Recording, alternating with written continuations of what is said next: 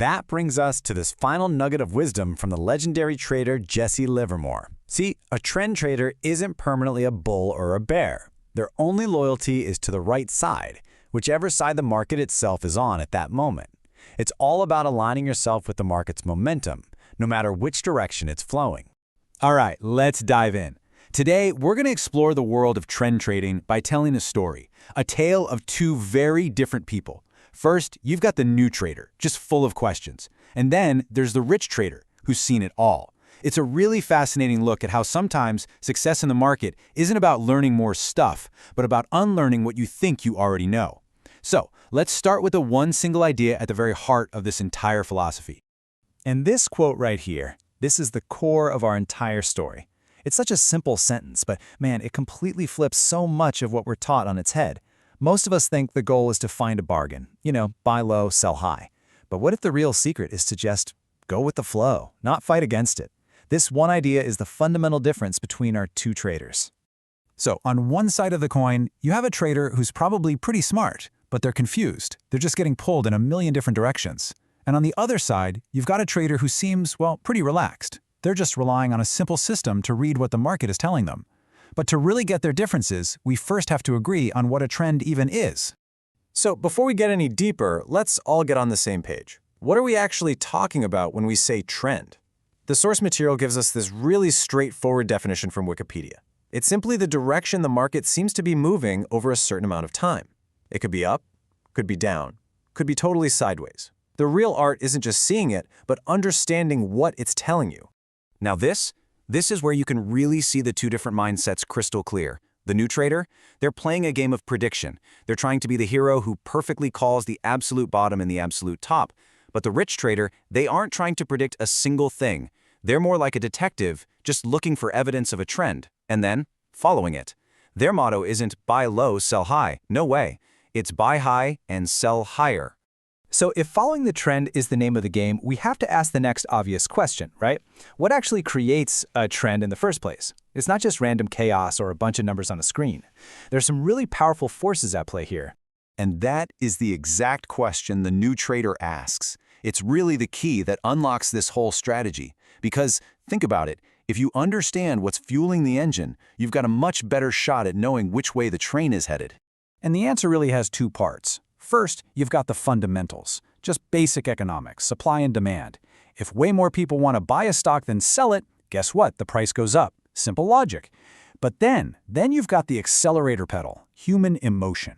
Greed makes people pile into a rising stock because they're afraid of missing out, and that just pushes it even higher.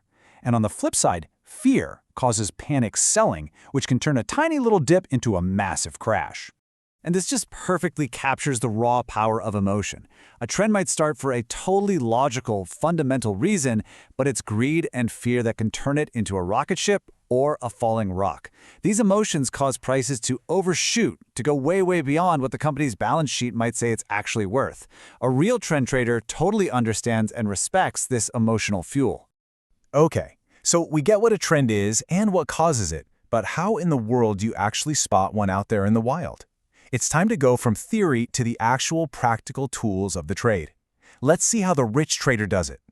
The rich trader gives us a perfect, super simple example. Just picture a stock that's been bouncing around between, say, 95 and $100 for months. It's just stuck in a holding pattern. The market can't make up its mind. This little range basically represents a tug of war between the buyers and the sellers. That $100 mark, it's like a ceiling.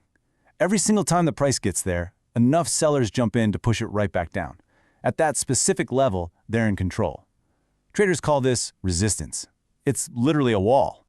But then, one day, the stock doesn't stop at 100. It pushes right through to $101. Bam! That is the signal. It means the whole balance of power has just shifted. The buyers have finally overwhelmed the sellers.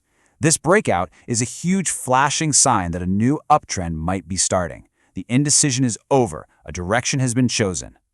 Now, besides those price breakouts, traders use tools called moving averages to help confirm a trend. Just think of them as a way to smooth out all the noisy day-to-day price swings. If a stock stays above the short-term averages, like the 10 or 20-day, it shows it has immediate strength. Being above the 50-day, that's a classic sign of a healthy uptrend. And a move above the really long-term averages like the 200 or 250-day, well, that can signal a major market-wide shift is underway. So knowing the signals is one thing, but actually acting on them? That's a whole other ballgame. This brings us to the strategy, knowing exactly when to get in and just as critically, when it's time to get out. And here's a really crucial point. You don't always have to chase that initial breakout to $101. A smarter, more measured approach is to wait for that new uptrend to prove itself and then buy during a small, temporary dip, what traders call a pullback. Buying when the price just dips back to a short-term moving average can often get you a much better entry point with a lot less risk. Okay, having a plan to sell is every bit as important as having a plan to buy. Trend traders don't just guess when a trend is over. They look for clear signals. A price dropping below a key moving average, for example, is a big one. But other tools can also signal an exit. Some can measure how far a stock is stretched from its average price, while others track the speed of price changes. When these tools start screaming that a stock's run is getting tired or overbought, it gives a trader a clear, non-emotional reason to take their profits and walk away. So far, we've covered the what, the why, and the how. But you know what? The most important piece of this entire puzzle isn't on any chart. It's all in your head. It's the mindset you need to actually follow this strategy, especially when it feels uncomfortable. And the new trader asks another absolutely brilliant question, one that gets right to the heart of a huge misconception about trading. So what do you think? What's the answer? 90%? 80? 70? The answer is pretty shocking to most people. The rich trader reveals that the best trend traders, the pros, only win somewhere between 40 and 60% of the time. Let that sink in. That means they often have more losing trades than winning ones. So how on earth can that possibly be profitable? And here it is. This is the secret sauce. It's not about how often you win. It's about how much you make when you're right, compared to how little you lose when you're wrong. A trend trader could have, say, 6 small losses in a row, but then one monster win from riding a long trend can completely wipe out all those losses, and then some. It's all about winning big and losing small. This is how the rich trader basically sums up his entire life's work. He says it with a little bit of a smirk, of course. The rocket science is just 2 simple steps. Find a trend and then have the discipline to ride it. He doesn't trade the news or earnings reports or what he thinks should happen. He only trades what the market is actually doing. And that brings us to this final nugget of wisdom from the legendary trader Jesse Livermore. See, a trend trader isn't permanently a bull or a bear. Their only loyalty is to the right side, whichever side the market itself is on at that moment. It's all about aligning yourself with the market's momentum, no matter which direction it's flowing. So, we'll leave you with this one last question to chew on. Whether it's in trading or just in other parts of life, how often are our decisions based on our own predictions, our hopes, and our opinions, on what we think should happen? And how often are they based on the clear, observable evidence of what is actually happening right in front of us? It's a simple question, but man, the answer can make all the difference in the world.